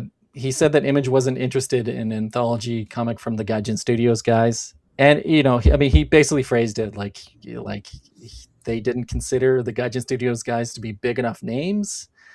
So yeah, I guess they took it to Dark Horse, and Dark Horse approved it, but then Ground Zero never happened. They ended up creating Blank Noir as their imprint, and they decided to each do their own separate miniseries instead, and then only 2 of those miniseries ever really came out, even though they announced a whole bunch of them. So it's interesting that Erik Larson wrote we'd publish that in a heartbeat. So there might have been some hard feelings over the Ground Zero stuff, or it might have been just like, well, they were already in conversations with Dark Horse around that time, so I'm not sure. But at any rate, there is an advertisement for Body Bags at the end of issue 3 here. And anthologies are a hard sell, man. Yeah. Because it's like, dude, I've been I just last week, and I'm not going to name the comic, but I purchased an anthology comic because I only gave a shit about 1 or 2 of the guys. And even the work of the 1 or 2 guys that I was buying it for was not up to snuff. Like, it's just one of those things. That said, if you do want a great anthology book, make sure to check out Erik's Assorted Crisis events. Each issue is a new story. It's a different kind of anthology book, I guess. But I kind of take issue to that because it's the same creative team every fucking issue. I do not count that as an anthology book. I do not. Well, it is an anthology book. It's a different type of anthology book, I guess. Regardless of what kind of book it is, make sure that you pick it up. Yeah, well, yeah. You don't have to tell you twice, right? Very quickly, let's just look at we're going through the studios, so we've done Highbrow, Wildstorm, Extreme, Top Cow. I guess he never did anything for Jim Valentino. He didn't do anything for Shadowhawk or any Shadowline, rather. Yeah. Oh shoot, I forgot to mention. I think in Savage Dragon 11, there was a pinup that Jason Pearson did, and that was probably one of the first things he did for Erik Larson. So I'll flash that up on the screen. Is that the dragon in the mirror about to put a town on on Alex? Yeah, a very different looking Alex, but yeah, I'm just trying to. Yeah, kind of. So Taylor, you've never read any Savage Dragon comics? Only what we read for the Image. But you don't know nothing of the mythos and shit. It's basically people fucking. Is it? Yeah. Well, I wouldn't say basically. Yeah. Oh, yeah. There's fights and supervillains and stuff, but it's people fucking. But it's also you can read the entirety of Savage Dragon and see the different era, the different interests, the time when Erik Larson went back to all his Kirby comics and was really into Kirby. So there's that era, and then there's a time when Erik Larson was really into Calvin and Hobbes, and so there's an era where you can see, oh wow, he's wearing the Calvin and Hobbes he's a lot of dots for eyes. Yeah. And then I think in the last couple of years, I mean, you can see a lot of this stuff all over social media and Reddit. It's gotten very very sexualized. But so there are different eras of it. But cool. At any rate, he also did, so before Top Cow, before Wildstorm, Silvestri and Jim Lee were in the same studio, and it was called Homage Studios. Yeah. And there was an homage swimsuit special where Jason Pearson did a pinup of a Cyberforce villain. So I'll pop that up on the screen. Yeah, what was that character called? Mother One? Mother May I. Mother May I. May I. Which is pretty cool image. But it doesn't have a cool, is she's Egyptian or something? Yeah. Or at least the aesthetic is very Egyptian. Yeah, Pharaoh adjacent. I love the design of the window. Very cool. And very symmetrical design. But this Witchblade comic is after Body Bags, but in this episode, we're covering him working for all the studios, all the image studios. So might as well bring this up. So yeah, what'd you guys think of this comic? I kind of zoned out throughout it. It was, I was like, where is this Witchblade? Where is it going to come up? And it's like, it kind of doesn't at all. Yeah, I mean, it's the second last. I was picking this up when it came out, actually. This might have been my first Jason Pearson comic, but like the story is leading up to issue 25. So this is like this is in the middle of a story. Basically. Yeah, it's really lame. So just to give context to the series, so Michael Turner was the artist for the series. He drew the first 23, R.I.P. and he was going, rest in peace, gone too soon. But 25 was going to be Michael Turner's final issue before he moved on to Fathom. And so 24 was supposed to be fully Jason Pearson, but he just couldn't finish it for one reason or another. It doesn't matter. Difficulty with deadlines, yeah. But the fact, I mean, when he did this issue, I think he was severely underutilized for his talents. Like there are some, now I don't count Pearson as a cheesecake artist by any means, but he's definitely capable of drawing beautiful women, like you can see there. And he also draws Witchblade's sister later on, topless. But just overall, this is the writing for Witchblade. This is a lot of setup to 25. So there's a lot of talking heads stuff. I was about to say bullshit, but there's a lot of talking head stuff in this issue that I don't know. I think they could have gone about this a different way. This is just a lot. It's like somebody. It made me think like this is the single episode of Denise Richards as Grizzled Cop. Dude, see, this is why this guy's my bro, man.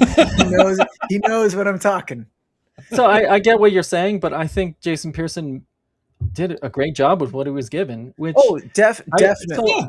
He learned a lot from body bags, right? You can see it all being utilized here for sure, especially these giant crowd scenes and whatnot. But come on, he had come into people wanted to see something from his art, and you know what I'm talking about, right? I'll say like this might have been my first Jason Pearson comic actually. Like I was reading Witchblade as it was coming out, and I got this, and I don't think this was my favorite art at that time. I do remember being wowed by this panel, and got a great Wu-Tang shout out. Yeah, but just how different, how much work he put into the crowd shot, and how different everybody looks, and just like the different heights, like the everybody's relationships are beautiful. Ground plane, yeah. He didn't have to put this much work into like look at how detailed this is. The stroller. Yeah, it's a Big Bird branded stroller. That might be an actual stroller. Actually, I wouldn't be surprised if he. Yeah, that looks like a Toys R Us catalog or something. Yeah, and he didn't have to do that. Nope. And so this just impressed me. Like he doesn't compromise. He puts his all into it, and as a result, it's like, well, you ran out of time, and so like the last half of the issue is a different artist. But it's Randy Green. Yeah, which Randy Green's great, but you also have like Panda and Mac here in the background. Yeah. What I like about this is that he knows this is a busy page, and so he knows where to put the spot blacks, and because your eyes are going to naturally go to the darker elements if it's like there's like a 90-10 rule where like the most contrast is where you go, and so the most contrast is the black elements because there's so few black elements. But he doesn't do any spot blacks on the background characters, so that you do focus in on the two foreground characters as they're conversing. He also fudges the space too. In the previous pages, they're actually much closer together, but they're drawn quite a bit farther apart so that you have for compositional purposes. Yeah. Which is, again, one of those things that we talk about where don't let the realism of something get in the way of the clearness of the storytelling or what's going on. Like he's put this busy crowd scene there to give it this chaotic feel. Yeah, and like, look, I'm not taking away from what his output here. It's fantastic stuff.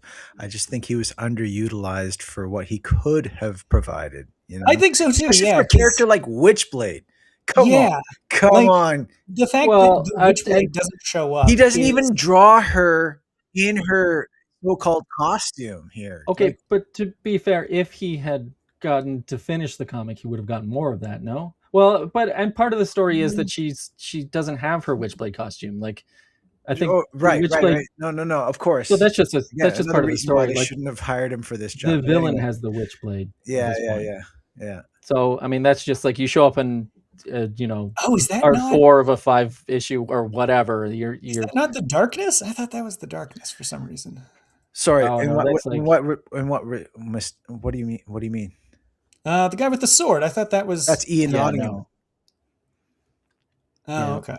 I don't. The darkness hadn't even been created until like a year after this, I think, or maybe around the same Witchblade time, number 10 was the first 1998. appearance of Darkness.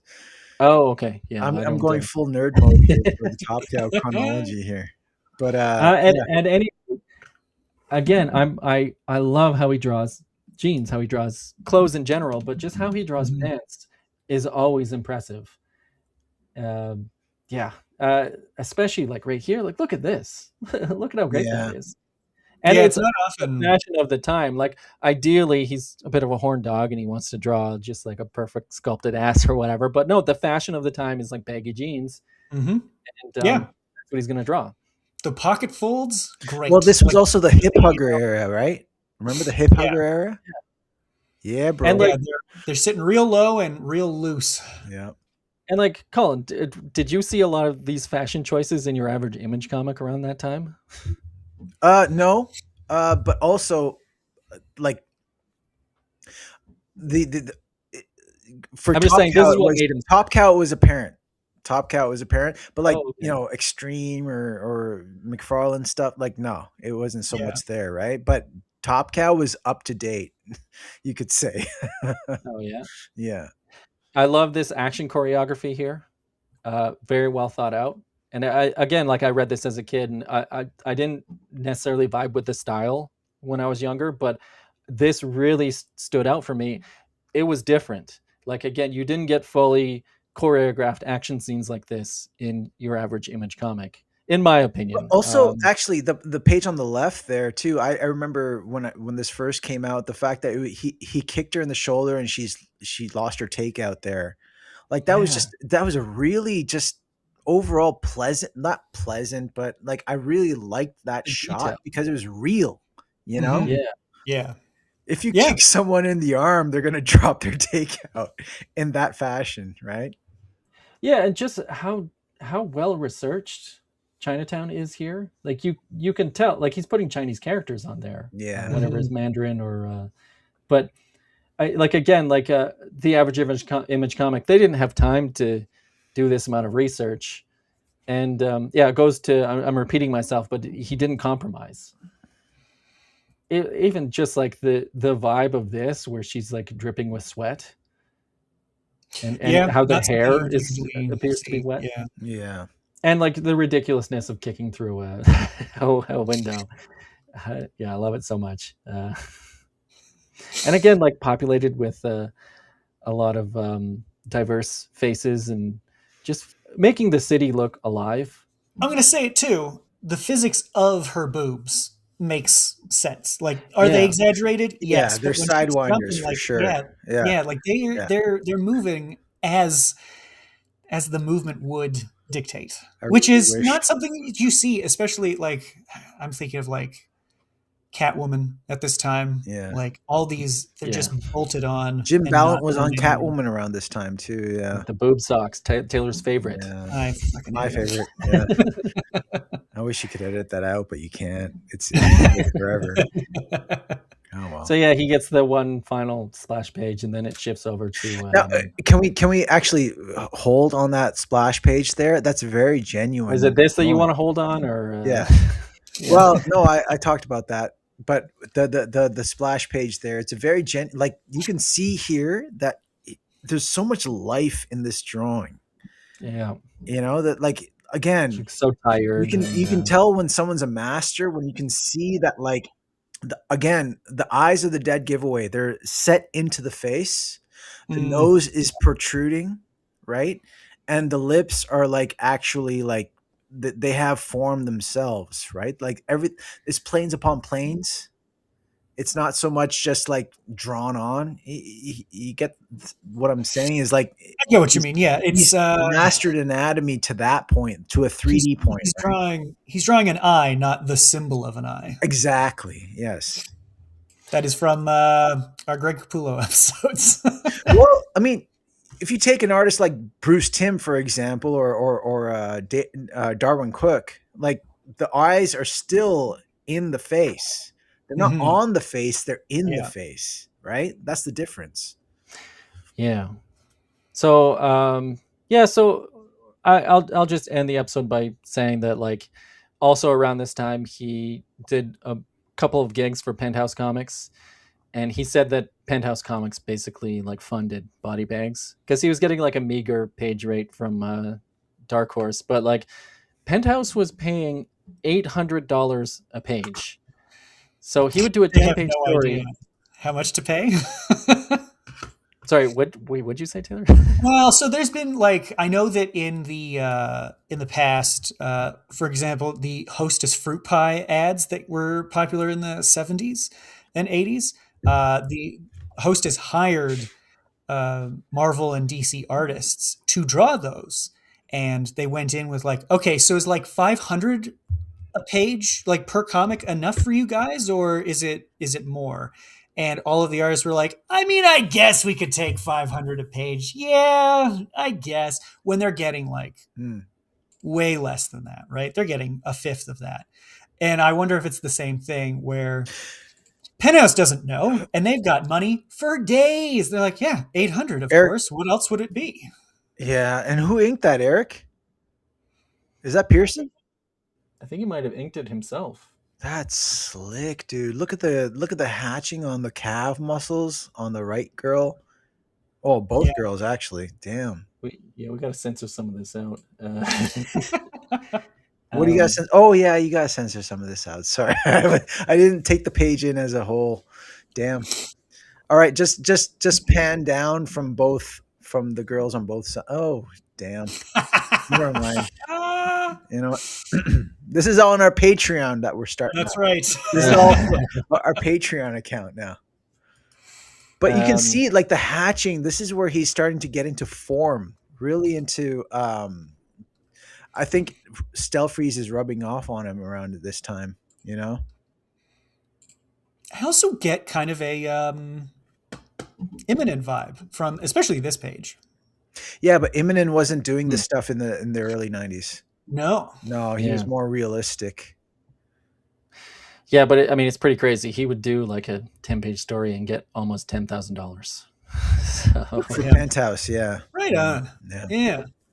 A lot of the Gaijin guys were doing Penthouse stuff around this time. Yeah, there's some pretty fun work in those. Adam Hughes did some pretty fun work with these comics. Yeah. But yeah, in a future episode, we will cover some more Jason Pearson because there's I have a lot of Jason Pearson comics to go through. We'll cover Body Bags, but also he had a stint at Wildstorm in America's Best Comics.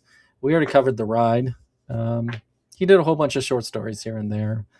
And then he came back and did more Body Bags.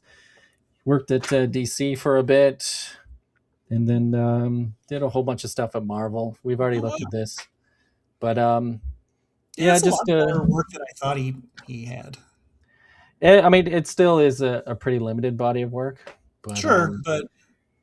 And one thing I'll kind of lament here at the end is like an artist like Jason Pearson, you're getting him for a short story or for a cover here and there, but the layman doesn't realize what they're getting. You know what I mean? Like what he was getting paid. I don't know what he was getting paid at Marvel or DC, but like the work that you got there was almost always a master class, especially post Body Bags, right? Even the depictions of characters like Wolverine or if you saw a splash page of like Cyclops, Wolverine, Emma Frost or whatever, like you could see that there was so much thought put into actually who are they to each other, you know? And this guy, like, he's one of the greats forever. I love his work so much. Yeah. When he died, my way of mourning was to try to discover everything he's ever done. And Yeah. that's when I started hunting down all this stuff and started to try and figure out his entire comicography. And that's sort of maybe a bit of the genesis of this show, like my Yeah. obsessive nature of trying to like understand an artist from beginning to end. Yeah. And but yeah, I as a tease for an upcoming for the next episode we do on Jason Pearson, which maybe it'll be a month from now. But here is the artist edition that I just got, and just a little preview, and it came with these 2 books as well. And look out for that in a couple of weeks to a month. I can't wait to dig into this one. Yeah. Like you were saying though, Erik, when he passed away, it's kind of like, and I don't want to be funny about it, but like in Frank Herbert's Dune, where they preserve the water from the body when someone passes away, it's kind of like it's what you went through. It's like, oh, you went back through his catalog and you're like, oh, what can I gain from this? Like, because this is all there is now. Literally, this is all there is. I don't know. Actually, off topic. But Michael Turner, who's also passed away, how do they keep coming up with covers from this motherfucker? I don't know. I guess there were convention sketches that he did. Yeah, like it's crazy how they're squeezing it so hard. But with Jason Pearson, that's not the case. What he did was what he did, and it's pretty much all out there, right? Yeah. Yeah, and so yeah, we're all artists. So what has everybody been up to this week? Taylor, you can go first, bro. Well, I've been lettering the book or the short story that I showed off last time, and I've created this. I think this might be my best coloring thus far. Oh wow, very cool. I disagree, but you disagree? I still like it. No, actually, you know what? The forearms are on Dragon are nice. Yeah, and like everything from like the boob shadow to just like how the jeans work. I don't know. I was like, the light be hitting. The light be hitting. Yeah, I was like, this really worked out. So, yeah. I like. Yeah, you got. Yeah. So how do you feel about doing the fin and you got the height right? Oh yes. So this fin. This is not parallel to the ground. This is as close as I could get.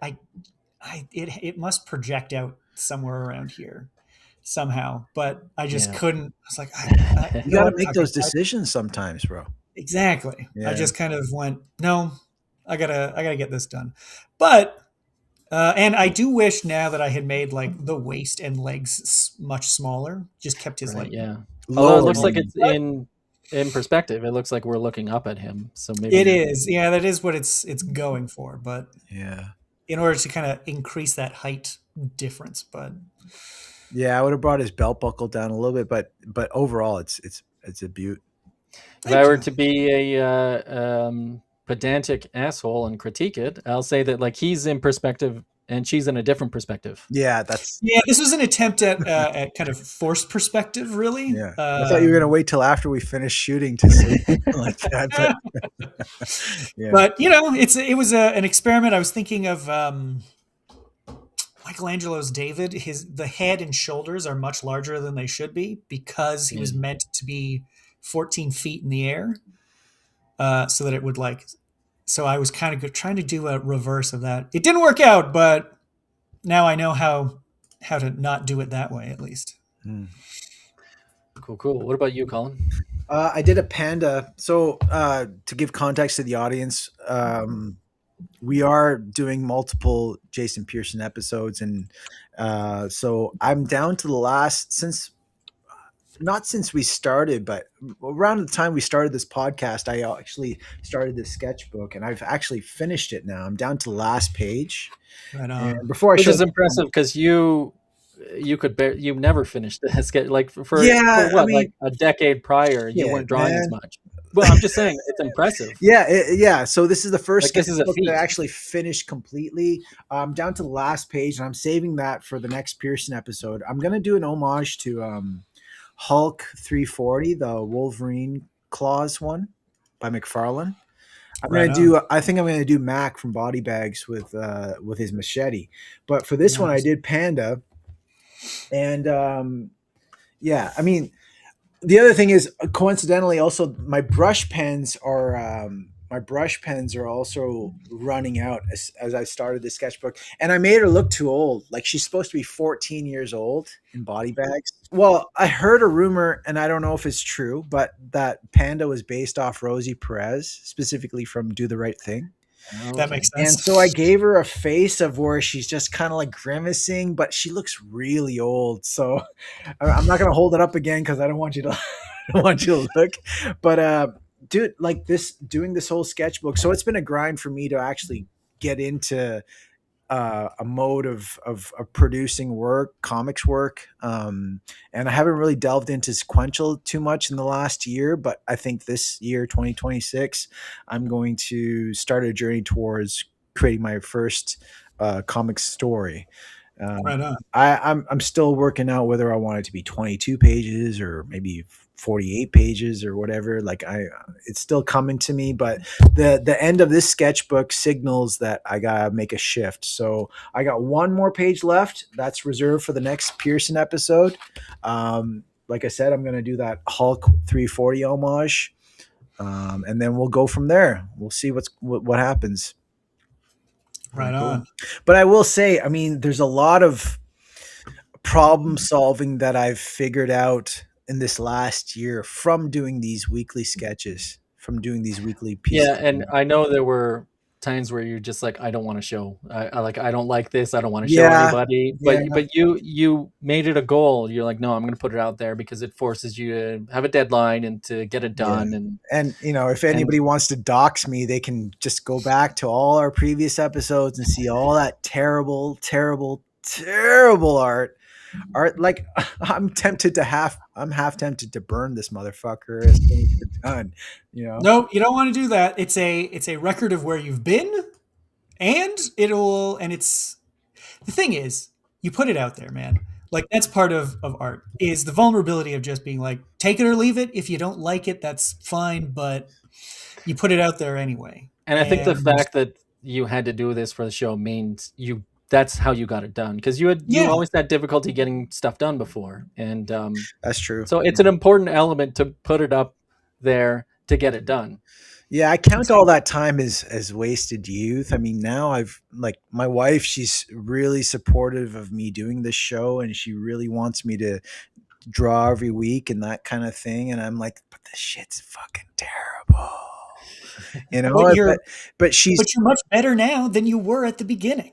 Oh, for sure, yeah. Like, like again, when it comes down to problem solving, like in terms of what I'm using, in terms of brush pens or nibs and things like that. Like, yeah, now I'm like, oh, this is what this does, and this is what's good for this. And I've actually like gone through a couple brush pens now, working on the sketchbook, which again, pretty much since my 20s, I have never gone through that where I've run out of ink on a pen. Right. So that's kind of also helping me like just be like, well, come on, like put the time in, because now I'm like, oh, I can do that again. If I could redraw something, any of these sketches in here, I could do it better for sure. Yeah. That might be something to think about is go back and draw them again. Yeah. See where you're at compared to where you were. Yeah. Well, this episode went on really long, but that's because the conversation was so fun. So This is great. But let's close it out. Yeah, let's close it out. All right. Well, thank you very much for watching, everybody.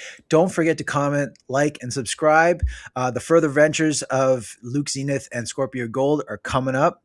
And don't forget, the first trade paperback for Assorted Crisis Events is out now. It's a future Eisner Award winner. Number 8, as of this episode, is out on the stands. Go pick it up, and we'll see you next time. Cool.